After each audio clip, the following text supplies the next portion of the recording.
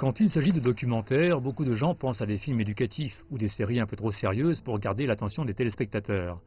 Cependant, pour les services de streaming comme Bilibili, Youku et Ichihi, les documentaires sont le meilleur moyen de séduire les téléspectateurs, en particulier les plus jeunes, en étudiant ce qui leur parle vraiment.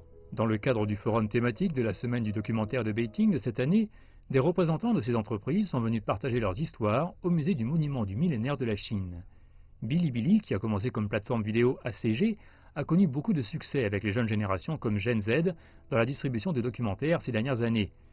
Les précédentes séries à succès sur la plateforme incluent l'histoire de Chuan Er, les kebabs grillés populaires, qui a été vue plus de 200 millions de fois au cours des 2 premières saisons.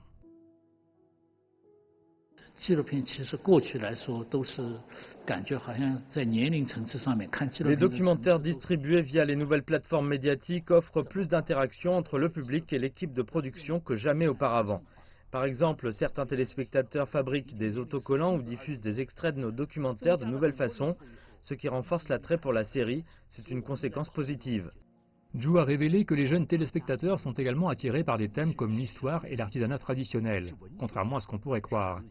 Un bon exemple est le documentaire de 2 saisons de Bilibili qui a adopté un angle différent concernant les personnages historiques, en présentant par exemple le côté gastronomique du poète Su She. La technologie contribue également à apporter une nouvelle perspective et une approche moderne des documentaires.